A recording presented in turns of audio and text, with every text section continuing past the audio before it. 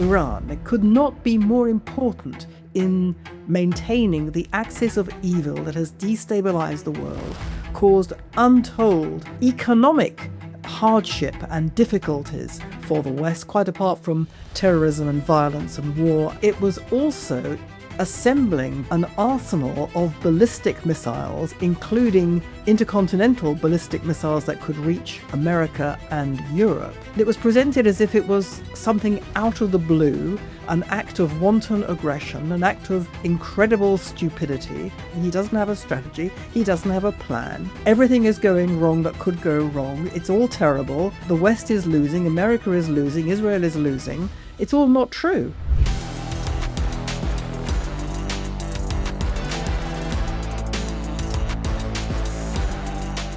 Hello, welcome back to the Brendan O'Neill Show with me, Brendan O'Neill, and my special guest this week, Melanie Phillips. Melanie, welcome to the show. Good to see you again, Brendan. So good to have you back on. I've got so much I want to ask you about, not least your new book, Fighting the Hate, a Handbook for Jews Under Siege, which I'm not even a Jew, and I found it a riveting read. So I've got a lot of questions I want to ask you about that. But it would be remiss of me not to kick off with an issue you've been talking about and writing about for a long time, which is the Iran question, which has now exploded into an all-out geopolitical emergency. There is a war there. It's causing all sorts of mayhem in the West, where we're seeing, I think, a lot of moral cowardice, a lot of confusion, a lot of people taking the wrong side in what is a very important clash in the Middle East. So just give us a sense of how you've read the situation, especially here in the UK, the response to what's going on, the government's response. How have you understood that situation? It's absolutely extraordinary, isn't it? I mean, take a moral situation. You can now absolutely set your clock by Britain and various other countries in the West, getting it completely the other way around and taking the side of bad people against people who are trying to save civilization. I mean, really, it's quite hard to believe the extent to which people go in this kind of moral and political, geopolitical inversion. I mean, the fact is, this is being presented or has been presented in Britain, in much of the media, much of the commentary, as if President Trump and Israel launched a war. Now, they didn't launch a war. It took the West, through America and Britain, 47 years to respond to the war that had been launched against the West when the Islamic regime came to power in Tehran 47 years ago. And since then, thousands of Americans and Brits and other coalition members in Iraq and so on have been murdered and killed, huge amounts of terrorism. Iran has destabilized the entire world. It is the pivot on which is hinged the growing power of China, the continued power of Russia, the nefarious activities of North Korea. At the heart of all that is Iran. It could not be more important in maintaining the axis of evil that has destabilized the world, caused untold economic hardship and difficulties for the West, quite apart from terrorism and violence and war and so on. Now, for reasons which we can go into, it became necessary and apparent to both America and Israel, whose interests are not the same, but they overlap and they coincided at this point a few months ago, when they both understood that if they didn't take this opportunity to attack Iran, Iran would proceed very, very fast to a position where no country could have stopped it from getting nuclear weapons. It's very well advanced towards that, despite the damage that was done in the 12-day war last year. And it was also, even more important, building an arsenal of ballistic missiles, including intercontinental ballistic missiles that could reach America and Europe, much of Europe, at which point it would have become impossible to stop it from getting the bomb. And there was therefore a vanishingly small window opportunity to take Plus, Iran was already very badly weakened, fortunately, by the 12-day war. Its air defenses were very low, but it had restocked its ballistic missiles, its ballistic missile launchers, and so on. But for these reasons, I think genuinely, and I don't think one needs to look for any ulterior motive, Trump and Prime Minister Netanyahu in Israel came to the joint conclusion that they needed to act. And unprecedentedly, they formed an alliance of war. And they went to war. And it was presented as if it was something out of the blue, an act of wanton aggression, an act of incredible stupidity. Trump didn't know what he was doing. He still doesn't know what he's doing. He doesn't have a strategy. He doesn't have a plan. Everything is going wrong that could go wrong. It's all terrible. The West is losing. America is losing. Israel is losing. It's all not true. This is a very difficult war to fight. It's very complex. It will almost certainly take longer than President Trump intimated it would. I don't expect it to last more than a few weeks altogether. But between them, America and Israel are making tremendous strides in defanging the Iranian regime. It may not be possible to bring it down. I would be amazed if it was brought down very fast. It could be so weakened that, and its ability to kill its own population might be so weakened that the population then, in due course, does rise up. We hope that would happen. But at the very least, there is an absolute necessity to defang it so that it can no longer threaten and attack Israel and American interests and other interests in the world. And that is what is happening. And it's amazing to me. Well, it would be amazing if you and I hadn't had these conversations over the years, so we shouldn't really be amazed. But it is amazing that faced with this evil empire, you'd think that the West, which has lost so much as a result of this evil empire, you'd think it would be, even if it doesn't want to get involved because it's too frightened to get involved, okay. But you would think at least it would be supporting it. Instead, it's supporting the evil empire. This, to me, it never ceases to amaze me. It never ceases to shock me. Sadly, those of us who live outside the US don't enjoy the protections of the First Amendment. Governments in the UK, Australia, and Canada, as well as the EU, are censoring online speech like no one's business. Thankfully, there's a really simple way to get around all this, and that's with the help of our friends at Private Internet Access, or PIA for short. PIA is the VPN I use and trust. In case you don't know, a VPN, or virtual private network, is an app that hides your IP address and safeguards your internet connection through an encrypted tunnel. Whenever you are browsing online on an unprotected device, your device is transmitting a lot of information out into the open, which can be seen by multiple parties before it reaches the website you're trying to visit. Instead of giving away your personal information and location to the world, PIA lets you change your IP address to one of 91 countries. That means you can gain access to websites and services that are only available in those locations. And it's not just that. Did you know that streaming services like Netflix and Prime Video have huge catalogs of content, but you can only access a fraction of it from your own country? Using PIA to change your location opens up a whole new world of streaming. I love it. Paying for Netflix without using PIA is a bit like paying for front row seats at the cinema but being forced to sit in the hallway. I also use it all the time when I'm traveling to catch up with what's going on at home. Because PIA is available for all platforms, I never need to worry about my safety or my privacy. It works on Windows, Apple Macs, iPhones, Androids, and more. Even better, you only need one subscription to protect yourself across all the devices you own. So, sign up now to the world's most transparent VPN provider and take advantage of our special offer. Viewers of my show can get 86% off a subscription to Private Internet Access. So that's just £1.67 a month. And you also get an extra 4 months thrown in completely for free. To take advantage of this incredible deal, just go to piavpn.com/Brendan. That's piavpn.com/Brendan. Signing up is totally risk-free. There's a 30-day money-back guarantee and 24/7 customer support. You won't regret it. Sign up now at piavpn.com/Brendan. You've historicized it there, which is incredibly useful because there is so little of that going on right now in terms of the discussion about the Iran war.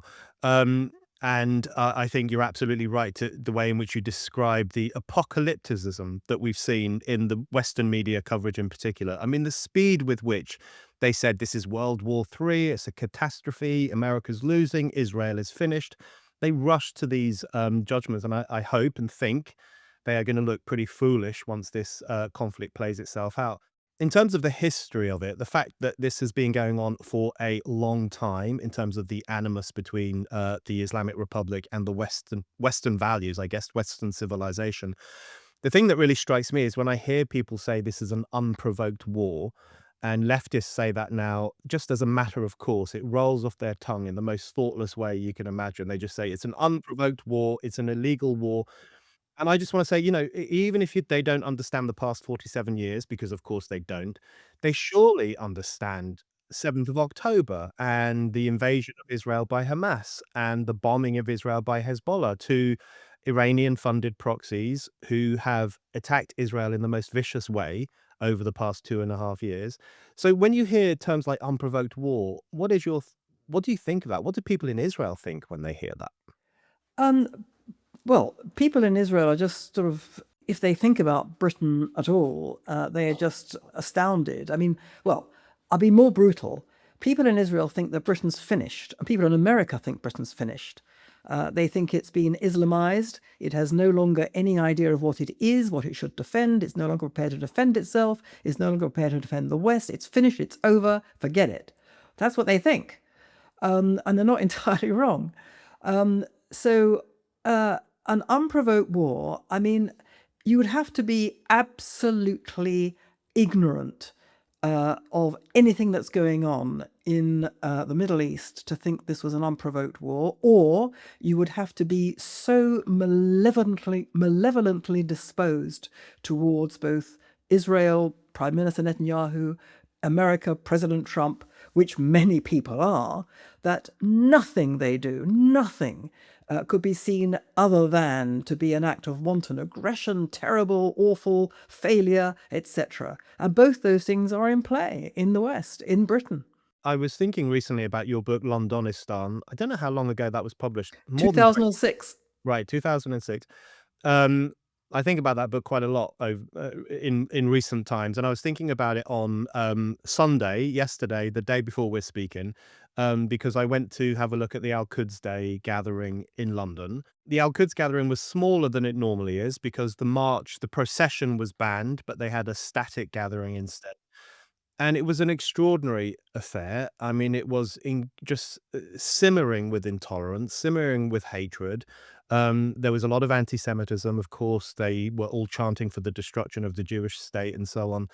Um, when you see events like that, I mean, it's like you said earlier on. It's not surprising, but it remains shocking, doesn't it, that we can have pretty high numbers in the Western world who are openly expressing support for the Islamic Republic against the West. Yeah, it's not just in Britain. It's happening in other countries too, other parts of the West, particularly those with liberal leftist administrations, Canada, Australia, and parts of America, New York, for example. But this has been going on, as you say, for a very long time, and it is really difficult to understand. One can only begin to understand it by acknowledging what's happened in the education system for the last half century, in which two, three, four generations of kids have grown up and become adults and have begun to teach kids who've grown up and become adults that the West is evil and racist and white and colonialist and oppressive, and that nothing it does is good, and that anything that the developing world does, which is bad, is good. It can't do anything bad, and so on and so forth. And so you have to see it in that through that prism before you even start. And then you have the wall to wall. I was going to say media narrative, but it's more than a media narrative. It's both the media in the West, backed by the entire international humanitarian establishment of international law, rooted in the United Nations, expressed through transnational courts, the International Criminal Court, International Court of Justice, and through the great NGOs. I mean, by great, I mean enormous. Oxfam, War on Want, Save the Children, Human Rights Watch, and all those people, and the whole tribe of international lawyers. And, for the last 2-3 decades, this entire establishment, which purports to represent peace and justice, at the heart of which is the UN, peace and justice in the world, and has come to become a kind of almost religion. It stands for conscience in the progressive classes who want to do good, and they think that everything, therefore, that this humanitarian establishment says must be right and true and good and just and moral. And that entire establishment has, for various reasons to do with the politicization of international law and all that, it has turned viciously and venomously against Israel. I mean, the United Nations has been in bed with Hamas, with the Muslim Brotherhood, an organization that not only sets out to exterminate Israel, that is fueled by venomous anti-Semitism of the most medieval and Nazi kind, and has been, caught supporting Hamas in Gaza. So many of its UNRWA people have been, have been Hamas operatives and teaching hatred and so on. Now, if you have a situation in which the kind of moral compass of the West, its conscience, is set according to evil, not good, then you have a situation which, in fact, we've been living through, in which everything is turned upside down. Good is bad and bad is good. Victim is aggressor and aggressor is victim. Justice is injustice and vice versa. And that's kind of the prism through which you have to see this madness that erupted over the war in Gaza, in fact, before the war in Gaza, on October the 7th, while Israelis were still being slaughtered in southern Israel by Hamas-led Palestinian Arabs from Gaza. You had immediately ecstatic demonstrations that Israel was about to be brought down and the West was going to be brought down as a result. So you had that madness erupting on October 7, 2023. And now, scroll on, we have a new iteration of the madness over the war in Iran.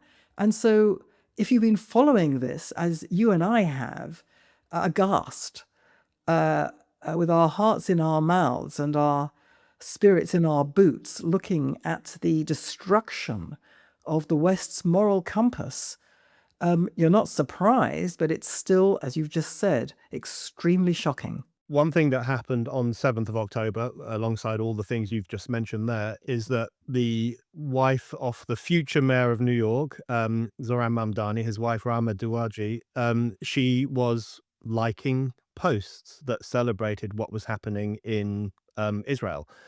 She was giving a heart, which is what you do on Instagram. She was giving a heart to images of Hamas's invasion, the collapse of the fence, people sitting on top of an IDF tank and so on. My initial response when I saw these reports, I'm sure you've seen them as well, is that, well, maybe she didn't understand how awful it was on that day. But no, because months later, in 2024, she was liking posts that denied Hamas's sexual crimes against the women of southern Israel. I found it very difficult to communicate to people just how serious it is that the mayor of New York is married to a woman who would like, let's be honest about it, who would give a heart to the worst mass murder of Jews since the Holocaust. That's what we're talking about here. What have you made of that story? What do you think that tells us about, not only about Mamdani and New York, but I guess that new politics that is creeping up in the Western world? Well, it's monstrous. I mean, she is monstrous. He is monstrous. He has the same views. He thinks that Israel should not exist. He has said so. He may purport to like Jews, but he only likes the kind of Jews who hate other Jews and who hate Israel and want to destroy Israel. And so he uses Jews to divide the Jewish community of New York. I'm afraid to say, many of whom voted for him, because this is another topic, maybe, but about 3/4 of American Jews are liberally and left-wingly inclined, and they voted for him in great number. Whether they're having buyer's remorse now, I'm not sure. But it is a monstrous situation. These people are monsters. They support monsters. They support people who not only slaughter, but rape and torture in a most sadistic way Israelis on October 7, 2023, and would do the same again. And it's like a psychopathy. And it's not just them. I mean, I'm looking at the faces and behavior of people in Britain and in the equivalent demonstrations in Australia, in Canada, and you see the same contorted hatred of Jews. And you think, well, what's going through their minds? Why do they hate Jews? Most of them have never met a Jew.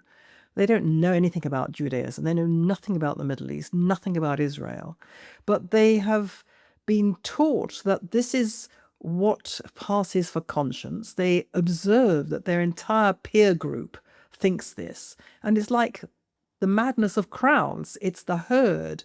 You follow the herd. And we've seen this over and over again. We've seen the kind of, it's almost like a kind of herd or mob hysteria that takes over in support of a cause. I mean, I wasn't around at the time. I'm not that old, but nevertheless, I read that something like this took over the educated classes in the 1930s over Stalin. They all thought Stalin was just the bee's knees. They thought that, Stalinism was going to bring about, as it said on the tin, the brotherhood of man and the perfect society and so on. And they simply didn't want to hear about the millions and millions of people who were being slaughtered and locked up and tortured and abused. I mean, how does one account for this? How does one account for the fact that, so many in Germany supported Nazism? I mean, we can all find specific reasons for all these things. One can root it in an economic situation, in the politics of the time, in what had happened in previous wars to the population, and all these things are perfectly valid reasons, but they don't really get to the heart of it. Why people can suspend reason in the way that they have, in the way that they do. And to me, this is almost the most frightening thing of all, because, you look at these faces, you look at these people, even in kind of private, quiet conversations where no one's looking at them from outside, you present facts and evidence. You say, well, that can't be true because look at this. And it's like you hit a brick wall. There is simply no way facts and evidence can penetrate. Why is that? I mean, what we're living through in this ostensibly the most rational age ever known to man, what we're looking through is a complete eclipse of reason and rationality. And how can that possibly be when everyone's now so well-educated relative to what they were? Well, the answer, I think, comes back to what happened more than half a century ago, which is that in the universities, in the academy, in the intelligentsia, the idea of objective truth was simply abolished. From that point, everything became a matter of opinion. If there was no truth, there were no lies. If you said something was a lie, well, that was just your opinion. And if you are somebody that I disapprove of, then your opinion is worthless. It's like that. That's what's happened. And so, if you abolish truth, you abolish reason. If you abolish reason, you get the embrace of lies. And if you get the embrace of lies, you have a society which comes off the moral guardrails completely and goes hurtling into a kind of anarchy of behavior, both on the streets, as we increasingly see, and in people's minds. There is no moral compass anymore. Yeah, that the difficulty in getting through to people these days is incredibly pronounced. I feel it all the time on an issue like Israel, what's happening in the Middle East, but then also on something like the trans question, even explaining to people that there are men and women just kind of slides off them because they kind of bow down to these cultish beliefs.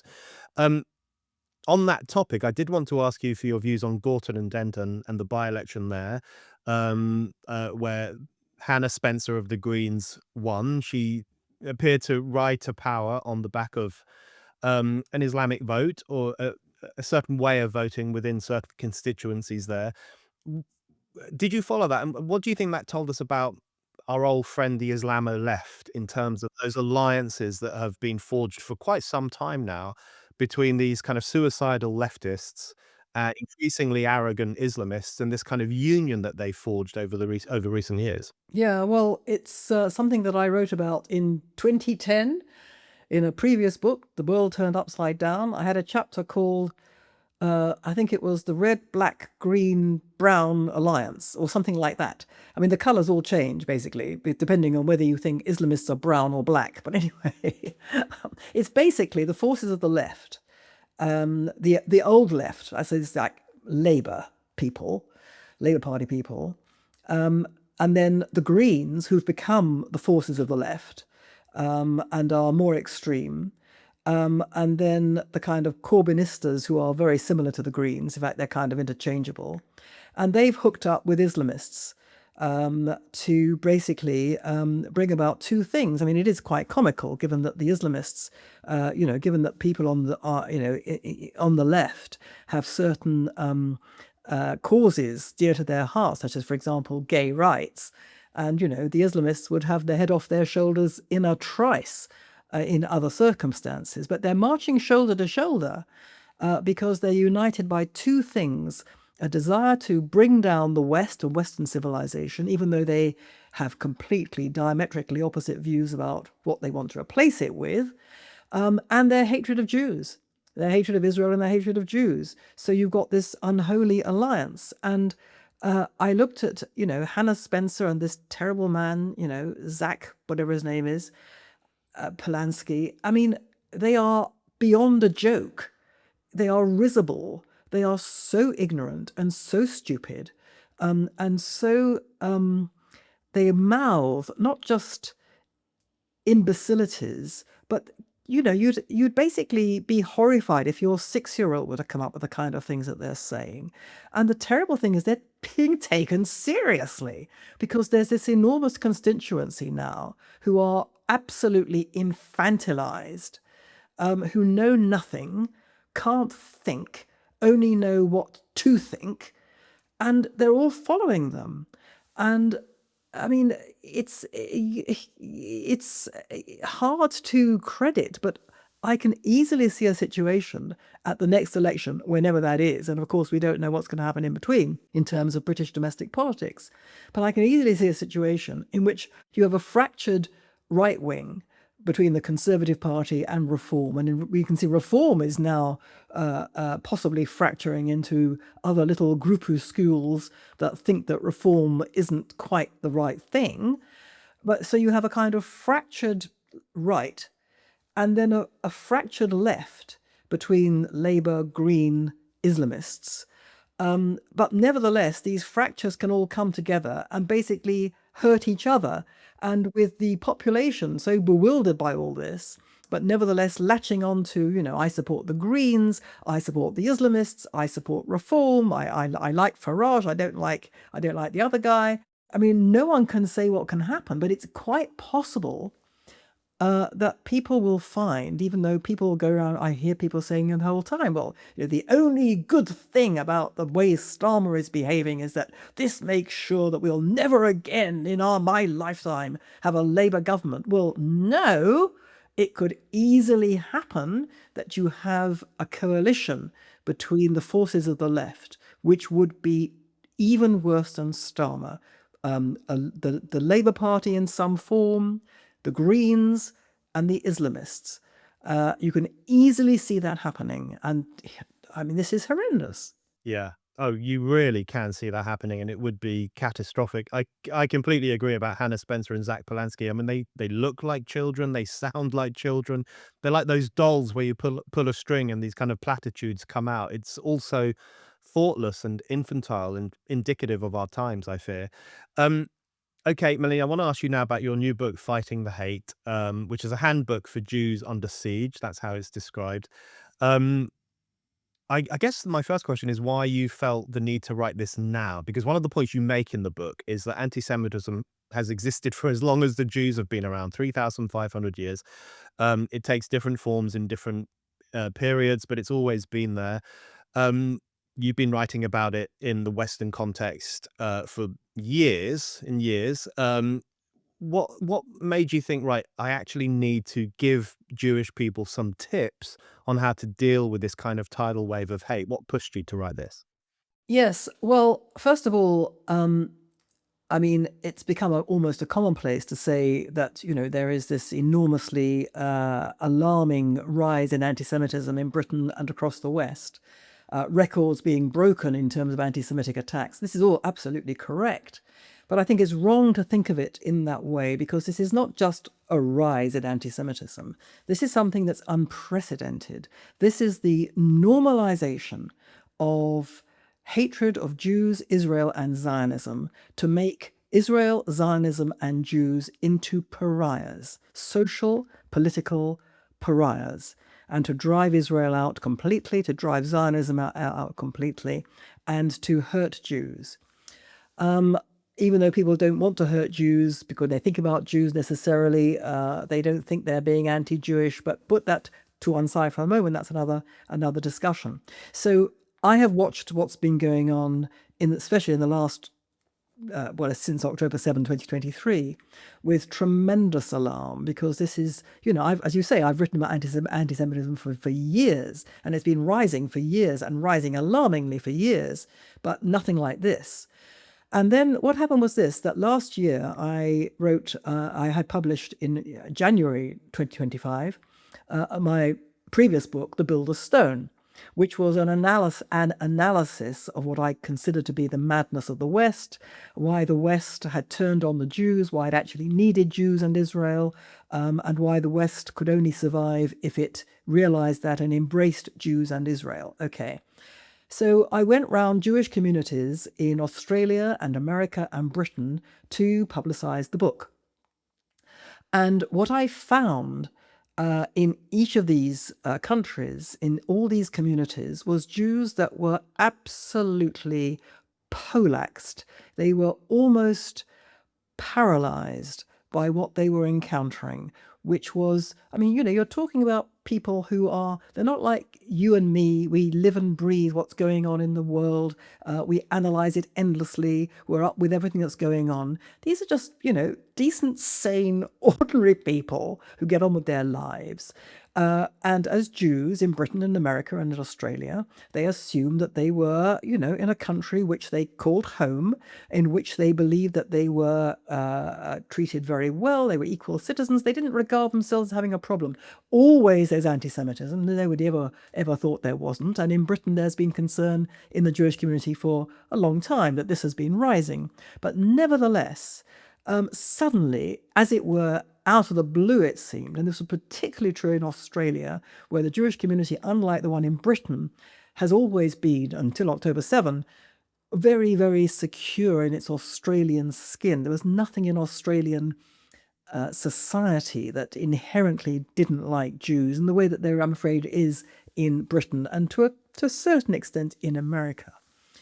And they were just completely polax. They didn't know how to respond to the fact that, people who had been, friends of theirs since childhood were now not speaking to them because of Palestine. They found that people were accusing them of, I mean, this is people, and I've had this, people accusing you as a British Jew, as an Australian Yeah. Jew. Why are you killing babies in Gaza? I mean, hello. So you had a situation in which the Jewish communities of the diaspora in the West were being held collectively responsible for the perceived crimes of Israel, which weren't actually crimes anyway, because Israel was being defamed non-stop with falsehoods being created about its alleged war crimes and so on, which were the opposite of the truth. But people, on the ground, these Jews in these communities were finding that at work, on campus, in universities, in social situations, they were being made into pariahs. I had somebody speak to me in Australia. She was a businesswoman, and she said that she does, she negotiates deals. And she was negotiating a deal with another woman, and they were, the negotiation was proceeding, a normal negotiation. And suddenly, without preamble, this other woman said to her, "Why are you killing babies?" Now, the Australian woman who was talking to me said, "What should I have done? I didn't know what to do. I mean, this is a contract, which I stood to lose a lot of money if I offended her. Should I have said, 'That's terrible and disgusting,' and walked out? Should I have had a kind of reasoned argument with her, tried to persuade her that she had been misled? Or should I have ignored it?" And she said, I didn't know what to do, and so I let it go. And I found constantly these Jews who were beside themselves were asking, what can we do? What should we do? How should we behave? How should we respond? I don't know how to respond. I don't have the information. I don't know the arguments. And even if I did know the arguments, how could I respond so quickly, like in a heartbeat, when somebody comes at you without you even realizing it? How do you deal with social situations, with friends? How, most terrible of all, how do you deal with the close family member who won't speak to you anymore? Your spouse, your son or daughter? What do you do? And so I thought about this a lot. And I thought, this is really, really difficult. And I thought, I've just got to make a stab at this, because they're desperate. Everyone is desperate to have some kind of, well, first of all, some kind of reassurance they haven't gone mad, because they're all being gaslighted to the nth degree. Secondly, some idea that they're not alone. There are other people sharing this burden with them. And then having some concrete suggestions as to how to go about responding. And one of the things I wanted to say, and I've said in the book, is that there is no one template for this. Much depends on you, on what kind of person you are. Some people are naturally combative. They don't mind a scrap. Some people are very timid and they just can't get into this kind of thing. There's a dilemma always.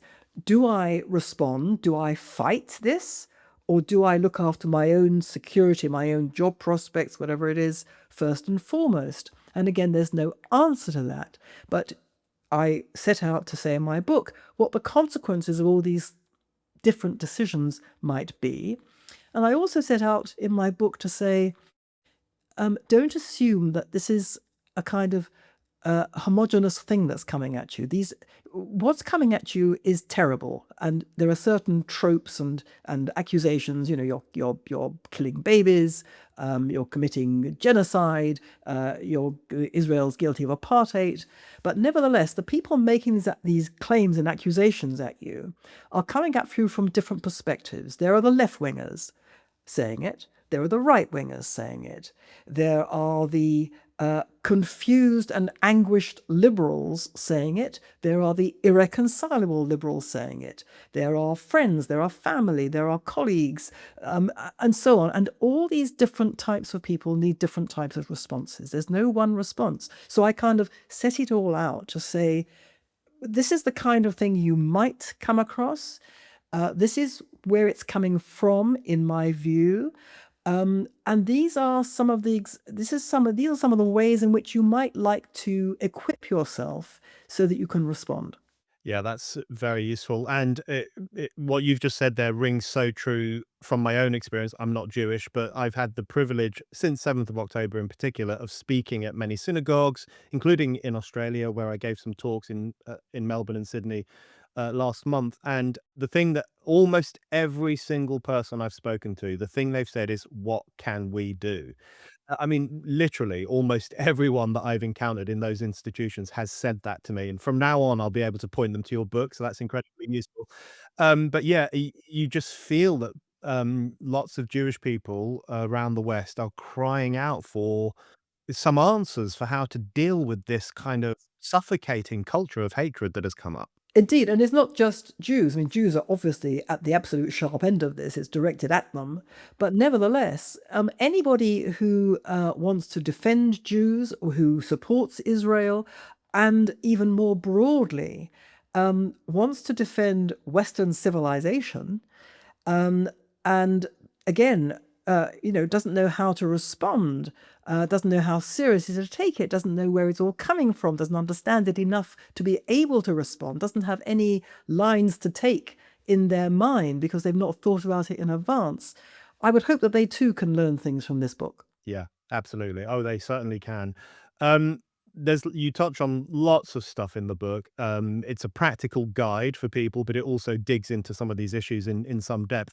You touch on the question: Is anti-Semitism, is anti-Zionism, anti-Semitism? Are they the same thing? And you kind of weigh that up. This is something I've been thinking about so much over the past 2.5 years. I now just see anti-Zionism as a form of bigotry, a form of hatred. I can't see what else it is. If you define your entire political personality by your desire to destroy the Jewish state, there's something wrong with you. But give us a sense of your current thinking on anti-Zionism versus anti-Semitism, because you know what, especially the left in the West, who can be very dishonest. They will say, "We're not anti-Semitic, we're just anti-Zionist." What's a good way for people to deal with that, Jew or non-Jew, when they hear that argument? Yeah, well, the first thing to say is something that you just alluded to, which is that anti Zionism is a terrible thing in itself, because anti Zionism takes a country, state of Israel, and treats it in a discriminatory way. It treats it in a way that it treats no other country, cause, or people on earth. It subjects it to unbridled malice, falsehoods, lies. Criticism of Israel is fine, but it should be criticized like any other country. The point about anti-Zionism or anti-Israelism is it is not criticized like any other country. It is subjected to malicious defamation in order to destroy it, and that's unique. No other country is subjected to that. The second thing is Zionism. There's an attempt to transform Zionism into a kind of dirty word. Yeah. I am a Zionist and I'm proud to be a Zionist. All Zionism is the self-determination of the Jewish people in their ancestral homeland. If you say you're an anti-Zionist, you are singling out the Jewish people alone not to have that right. People say Zionism is colonialist because the Jews occupied the land that was actually belonging to somebody else. Well, this is historically totally false. The Jews are the indigenous people of the land who reclaimed their ancestral homeland after centuries of exile and colonization. The fact is that the land of Israel was indeed colonized by the Romans, the Christians, the Muslims, the Arabs, and then the Muslims again, and then the Turkish or the Ottoman Empire, which was Muslim, and then was reclaimed by the Jews. Zionism is the ultimate decolonization movement. That's the irony of it. So there's an argument made about Zionism, great thing, an argument made about anti-Zionism, terrible thing.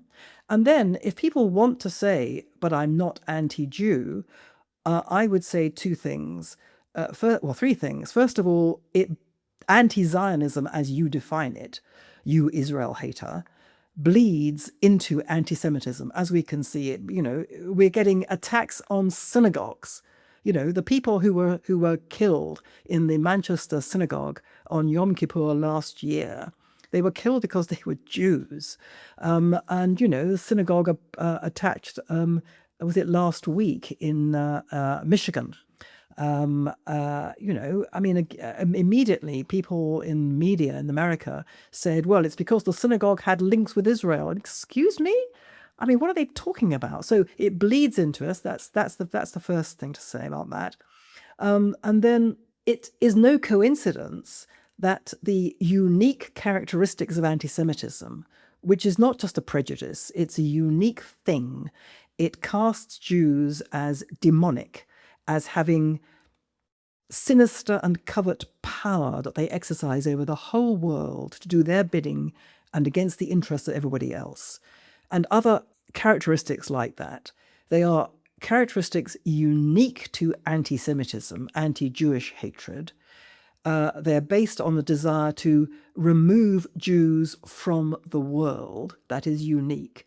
And it's no coincidence that all those unique characteristics of anti-Semitism are identical to the unique characteristics of anti-Zionism. And the last thing to say about this wretched attempt to separate the two is this, that people think Zionism is a political movement that was invented in the 19th century.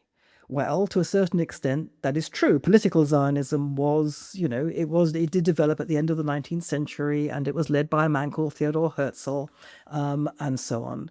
But Zionism is actually intrinsic to Judaism itself.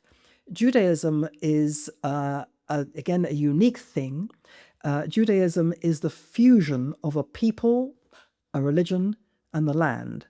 The essence of Judaism is that if you are a religious Jew, the religion of Judaism entails a belief that the Jewish people or the ancient Israelites were given a divine command to live a certain life of virtue and moral probity in a particular land, the land of Israel. The religion's precepts are all rooted in the land. The word Zion appears multiple times in ancient Jewish prayer. Now, that does not mean that unless you go and live in Israel, or unless you are an Orthodox observant Jew, you're not a Jew. Clearly, you can be a Jew and not be observant, you can not be religious, you can not want to live in Israel. That's fine. But if you try and remove the attachment to the land of Israel from Judaism by saying, I'm an anti-Zionist, but I'm not anti-Jewish, you are actually attacking Judaism itself. You may not be attacking Jewish people, but you're certainly attacking Judaism itself. And therefore, you can, for all these reasons, you cannot separate the two if you really want to. And you don't need to anyway, because anti-Zionism is a terrible thing in itself. Very well put. And one of the really useful things in the book is that you say that we need to know what we're up against, and you have this really good description of the uniqueness of anti-Semitism, not just another form of racism, not just another form of bigotry, but a unique view of a certain people and increasingly a certain nation as this demonic force that is warping humanity. Really helpful stuff in there. I did want to ask you about the lies people tell about Israel and how this feeds into precisely the culture that we're talking about. There's a bit in the book where you say, which some viewers might find surprising, but I think it's incredibly well described. You say not everyone who tells lies about Israel is an anti-Semite. They might just be really, really ignorant. But what role, so explain to us a bit why you thought it was important to make that point, and what role do lies about Israel play in all of this? Because one thing I was thinking as I was reading your book and preparing for this podcast is what happened to the famine in Gaza? I mean, that was never off the front pages.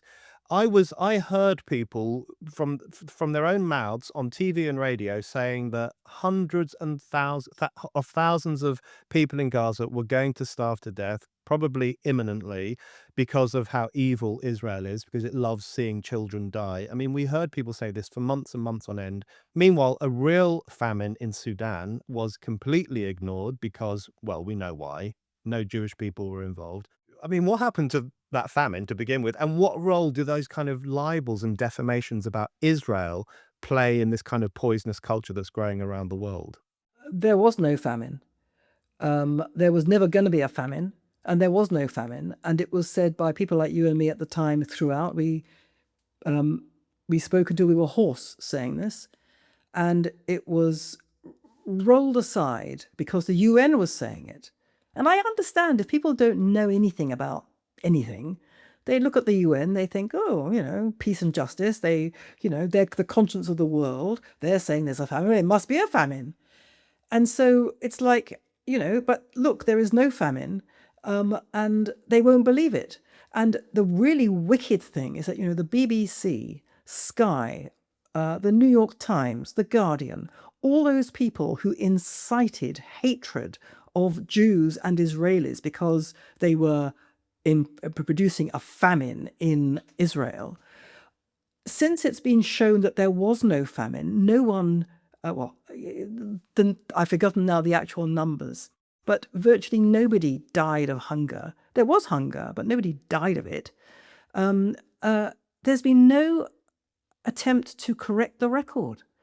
The lie remains, just like the lie that of these children that were being starved to death, all of whom had, unfortunately, dreadful diseases from which they were unfortunately dying.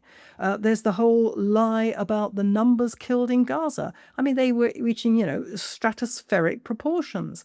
People like you and me said until we were hoarse that these statistics that were coming out of the Hamas-run Gaza Health Ministry were ridiculous because they were amazingly figures which didn't acknowledge one single terrorist that was being killed. And lo and behold, Hamas itself, it didn't announce this, but nevertheless, people have been crunching the figures, looking at the statistics that as they've been updated.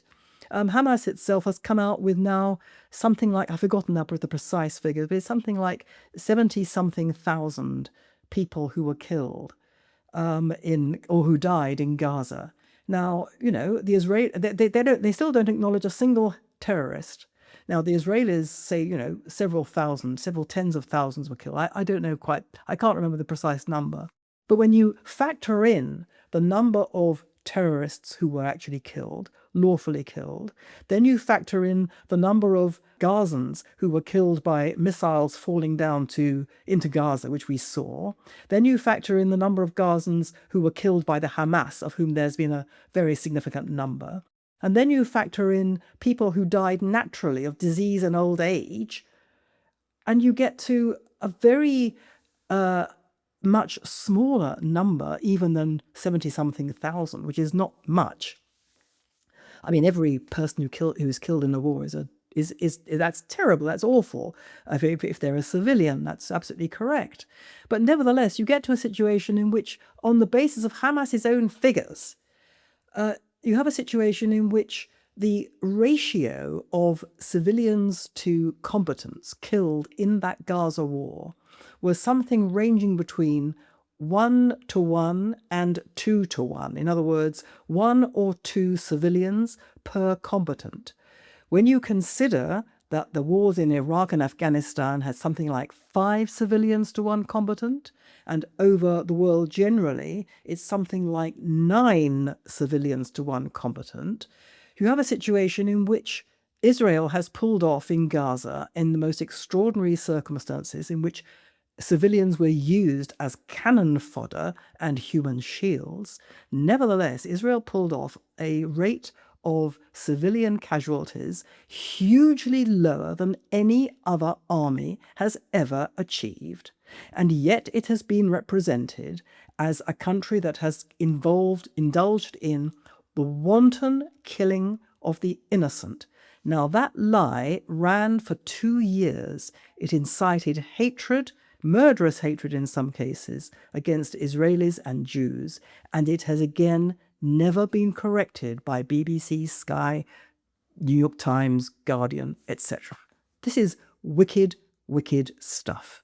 Yeah, the lack of a reckoning about all this stuff. I mean, you think to yourself, surely it's going to happen one day. We'll have a kind of face-to-face confrontation with all the failures and wickedness of the media discussion about this conflict. The other thing, Melanie, in your book is you've got this brilliant list of and scary list of unholy marriages of people, groups who've come together around the hatred of Israel and anti-Semitism.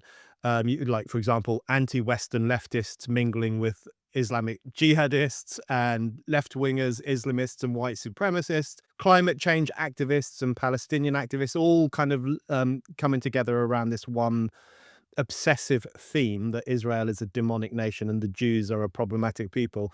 But one of the things that leapt out at me, because I wanted to ask you about this anyway, is that you talk about the unholy marriage between MAGA isolationists, so kind of Trumpists who really want America to do nothing in the world, who've come together with kind of revolutionary leftists, and they're kind of united through their uh, opposition to any form of military action anywhere, but also increasingly united by their hatred for Israel.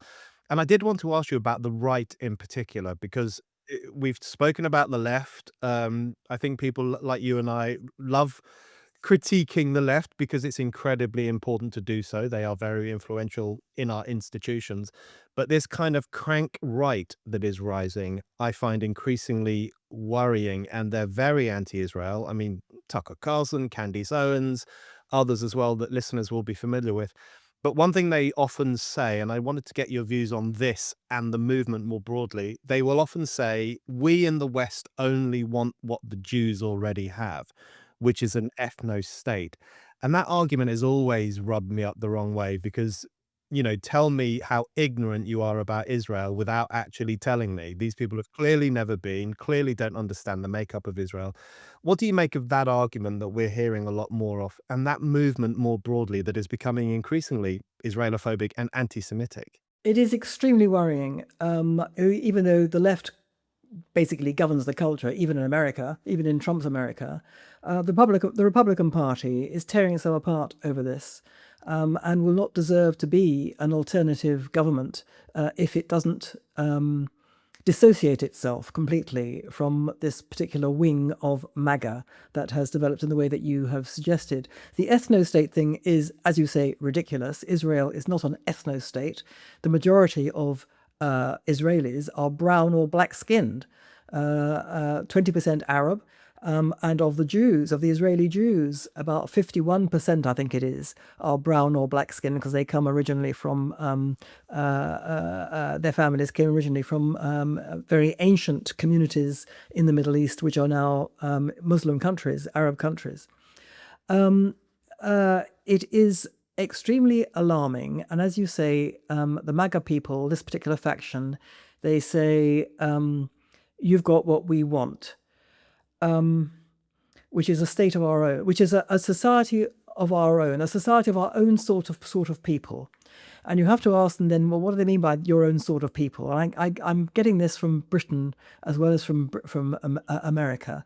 What do you mean by our own sort of people? Well, we mean Britain for the British. Okay, but nevertheless, there are lots of black people who are British and brown-skinned people who are British. So don't they count? Well, no. I mean, that's what they say. I mean white English. Okay, so now we're getting pretty granular, and it's race. It's not even race. It's skin color. So that is, in my definition, by my definition, if racism means anything, that's what it means, and that is terrible. However, I'm listening to where they're coming from, both the people in Britain and the people in America, and I hear a cry of pain. And this is why they're on the MAGA side. This is why they're on the side of the people in Britain and America who want their country and their culture back, because they feel that they've lost their home. They feel they've lost their nation. Their culture and their nation is being taken away from them. They have nowhere left to call home. And I feel very sympathetic to that, to put it mildly. I have spent many years defending the right of the British and the Americans and Western people in general to be able to live in a place which is governed according to their own historic culture and traditions within a nation state that is bounded by borders which can be policed, and to uphold their historic culture and their traditions as their thing, which should not be negated or overwhelmed by or somehow undermined by incomers. Minorities should be welcome and free to practice their culture and their religion, but within the overall kind of umbrella, under the umbrella of core precepts such as one law for all, rule of law, one law for all, equality of women, freedom of speech, freedom of religion, these core values. Everybody must subscribe to that. So I am very, very sympathetic and have argued for many years people are entitled to this, and it's quite wrong for liberal universalists to try and take it away from them on the basis that what's needed is multiculturalism, the brotherhood of man, kumbaya. This is a terrible onslaught. So to that extent, I'm with them, and that's why they're on what's called the right of politics. The problem is that this particular faction, particularly in America, has decided that the people who are responsible for taking this away from them are the Jews. Now, why do they think that? Well, let's take it as read that there's always anti-Semitism and there's always been anti-Semitism on the right. But why has it erupted in this way? Because these are people who feel with some justification that their country and their culture and their identity is being taken away from them. And they're looking, in particular in America, they're looking at a situation in which some 70% of American Jews subscribe to liberal shibboleths to do with multiculturalism, welcoming Islam into the country, saying that, white people have white privilege and white guilt, and all that. There are very prominent Jews who are very prominent in this in that whole way of thinking, because the majority of Jews in America think like that, and because Jews historically are people who play a very disproportionately energetic part in the public life of a country. It's part of Jewish culture. Now, where these MAGA people go terribly wrong, to put it mildly, is that they only see the Jews as being responsible for this. So the fact that this movement of thinking, this ideology that I've just been describing against the West and its culture, the fact that that has actually come out of the universities and the liberal intelligentsia over decades, and has been enforced through the universities, through the media, through, in America, Democratic Party politics, which is mainly white, mainly not Jewish, mainly, not white and black, but mainly not Jewish at all, mainly non-Jewish.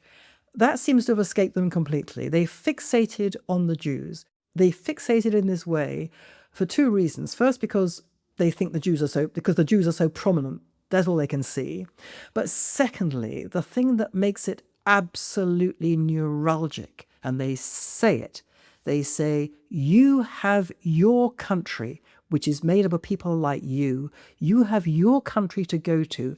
We don't anymore. It's been taken away from us by people like you.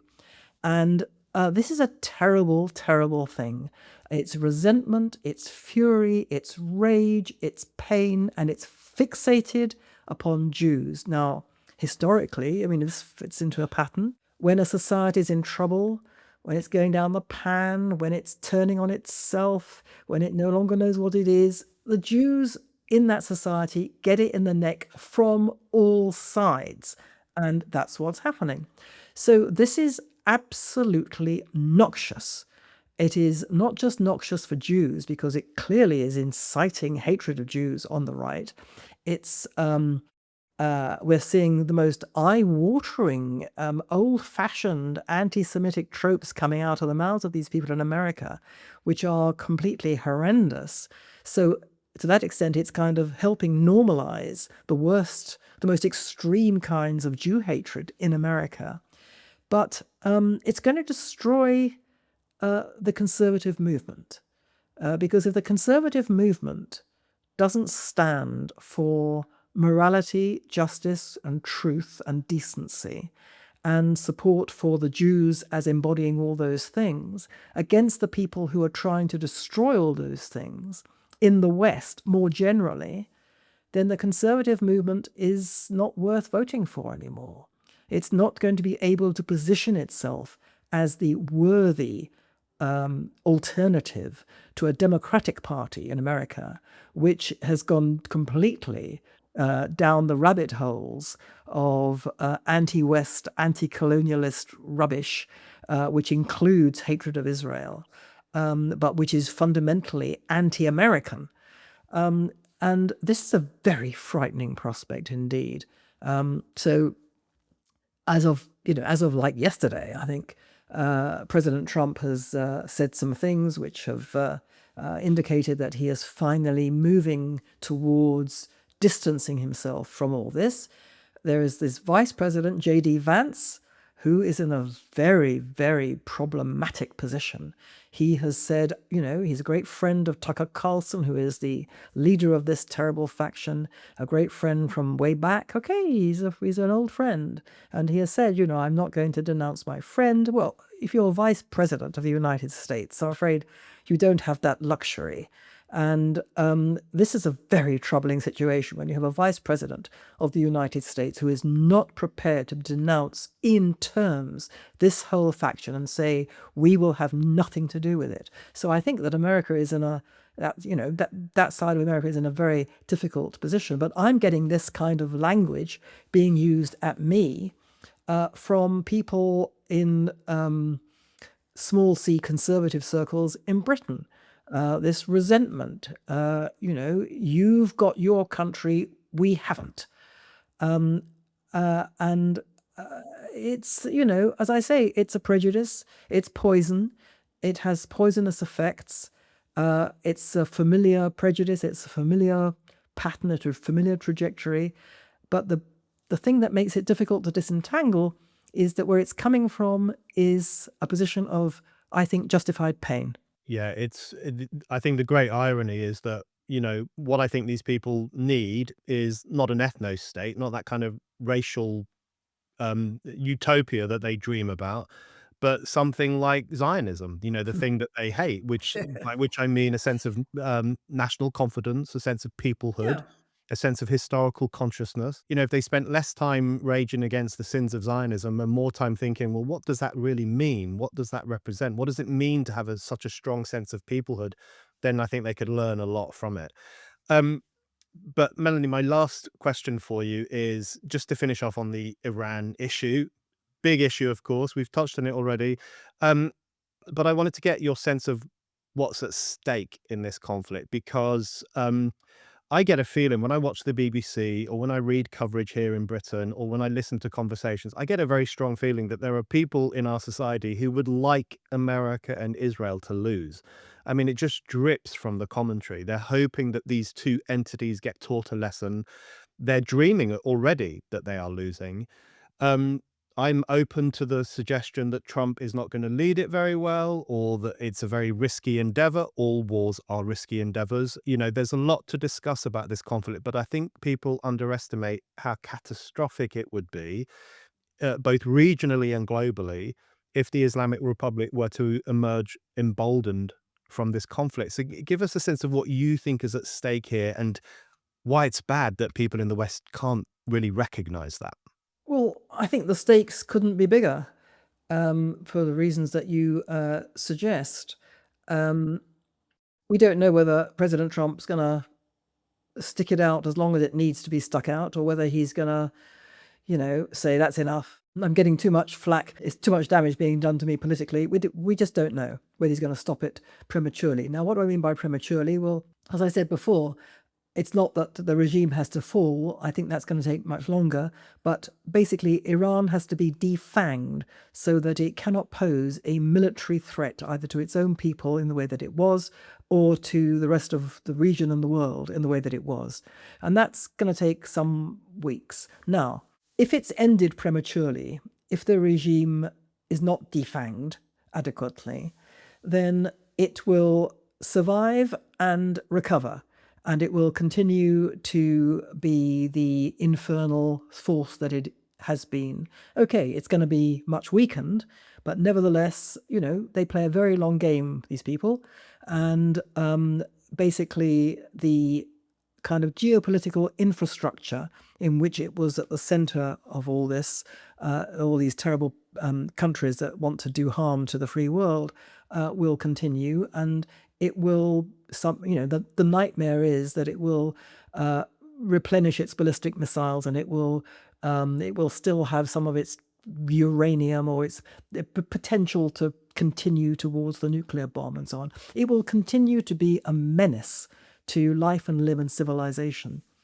And that's as far as Iran is concerned. But as far as America is concerned, having done this, having set out to achieve these ends, to strip the regime of its ability to do military harm, which is what Trump has said, if he abandons this before that's happened, before that's achieved, and allows the Iranian regime basically to say, we've won because we're here, and he has not achieved his own war objectives.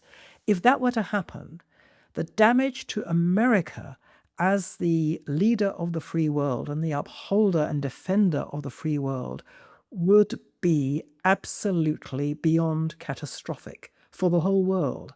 The whole world would be less safe because America would be humbled, humiliated, emasculated. And that's a terrifying prospect. That might happen. I don't know what's going to happen. But I also think that, again, what I don't think has ever been said in Britain, in the British media, or among all these commentators that know so much, including military buffs who seem to know absolutely diddly squat about anything, is that the other side of these stakes are enormous. The transformation of the world for the better, if Iran is defanged, are vast, not just because it would mean that Israel is no longer menaced by a regime that wants to wipe it off the map, not just because the center of the state that is most responsible for world terrorism will have been prevented from continuing as that terrible force. In geopolitical terms, as I said before, Iran is at the fulcrum of the axis of evil. Russia, China, North Korea, they depend on it. They depend on it for oil. They depend on it for laundering all kinds of stuff. The connections through drug cartels. I mean, it's like a web, like a spider's web with Iran at the center, and the web itself is radioactive. It's the source of poison for the world. Now, if Iran gets kind of taken out as a military force and defanged, it stops doing that. If it's no longer going to be funneling oil to China, or to Venezuela, and that's another story, obviously, what's happened in Venezuela. And if it's no longer going to be the center of what Russia has depended on. I don't know what the term of it is, but it's a kind of economic, geopolitical economic line that would supply Russia. That will be replaced, if all this were to work, by a different kind of east-west line, economic line, which stretches courtesy of India through Israel to the west. And so immediately you replace a corridor, an economic military corridor, which has done nothing but ill to the world, brought nothing but ill to the world, by a corridor of goodness and benignness. But I'm not saying that Israel is perfect. I'm not saying that India is perfect. But my goodness, they stand for freedom and human rights in a way that these other countries don't, Russia, China, North Korea, and so on, who wish to extinguish them. And Iran was at the center of that. So that's what is at stake on the upside if Iran is defeated in the way that Trump has set out and the way that Israel hopes it will help bring about. So the stakes couldn't be higher on either side. And it's more than a sadness to me that, look, Britain is where I was born and bred and spent most of my life. I held it in the highest possible esteem. And it's a source of enormous sadness that so low has it sunk that it is not just not prepared to fight this fight on the side of good versus evil. It's not even prepared to acknowledge that something good could come of this.